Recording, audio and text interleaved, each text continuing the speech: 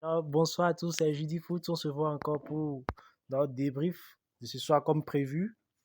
Alors, tout d'abord, nous allons dire félicitations. Félicitations à la RDC. Mais quel exploit historique pour les Léopards.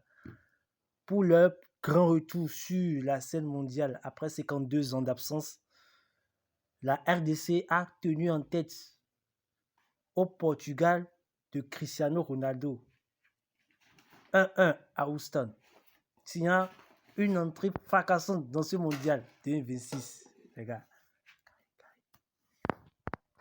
Alors, le match avait pourtant commencé de la pire des manières pour la RDC.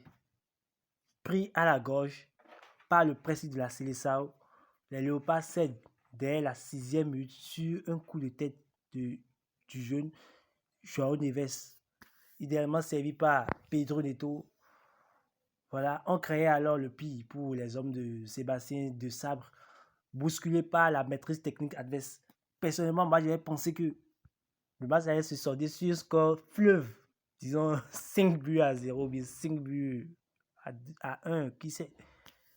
Mais la force mentale de cette équipe a fait la différence, organisée dans un 5-3-2 compact et discipliné, pas comme ce que Sénégal a fait hier. Les Congolais ont laissé le ballon aux Portugais pour mieux piquer en transition. Juste avant la pause, à la 45e plus 4 minutes, sur un excellent centre d'Atu Masuaku, Yuan Missa coupe la trajectoire et égalise, inscrivant au passage le tout premier but de l'histoire de la RDC en Coupe du Monde. Historique, vraiment historique, les gars. En seconde période, le Portugal a cru reprendre l'avantage à la 51e minute, mais le but a finalement été refusé par la VAR pour un hors-jeu. Soldés jusqu'au coup de sifflet final, les Léopards ont plié sans jamais rompre. Voilà. Donc, comme on l'avait prévu aujourd'hui, c'est pas aussi passé ici. On avait prévu peut-être euh, euh, une réponse du berger à la bergère de la part de Cristiano, mais ça n'a pas été le cas. Les statistiques de la rencontre traduisent parfaitement l'opposition tactique entre les deux sélections.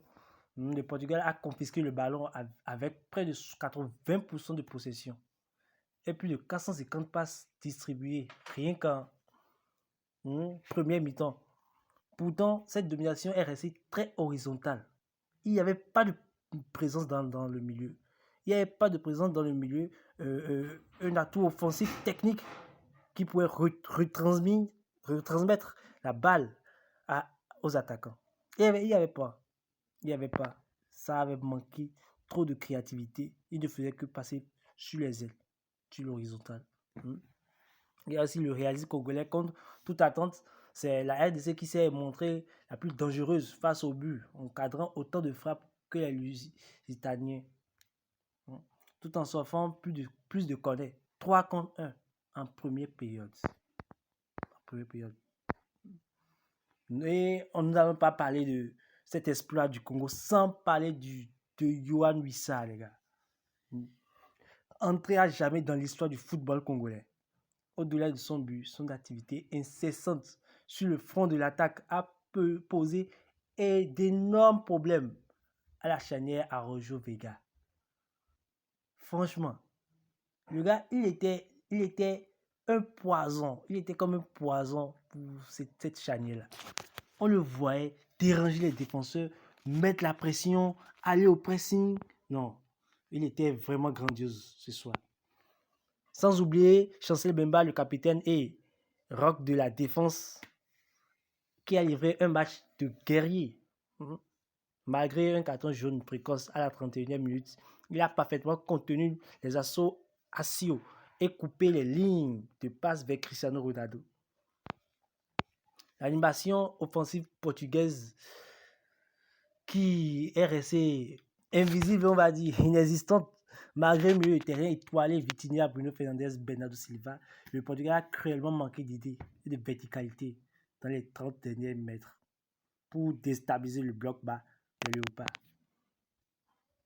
Et franchement, Cristiano Je suis un pro Cristiano Ronaldo. Là, pour le premier match de sa 6e Coupe du Monde historique, le quintuple ballon d'or a été sevré de ballon et parfaitement mesuré par l'arrière-garde congolaise. J'avais mal. J'avais tellement mal. Je lui demandais qu'il prenne la balle, qu'il prenne la... Je voulais le voir sur les ballons, mais il était vraiment absent. Vraiment absent. Ce résultat change complètement la dynamique du groupe K. Pour le Portugal, c'est une immense contre-performance qui va générer beaucoup de doutes avant d'affronter l'Ouzbékistan. Pour la RDC, ce point arraché avec la mentalité de guerrier valide. Une préparation pourtant perturbée et envoie un message fort. Les Léopards ne sont pas venus en Amérique pour faire de la figuration. Alors les amis, ça sera tout pour ce débrief de ce match. Alors, on se dit à tout moment et ciao. N'oubliez pas surtout de vous abonner. Ceux qui ne sont pas encore abonnés, abonnez-vous et likez, partagez. Ça fait toujours du bien. Ciao les amis.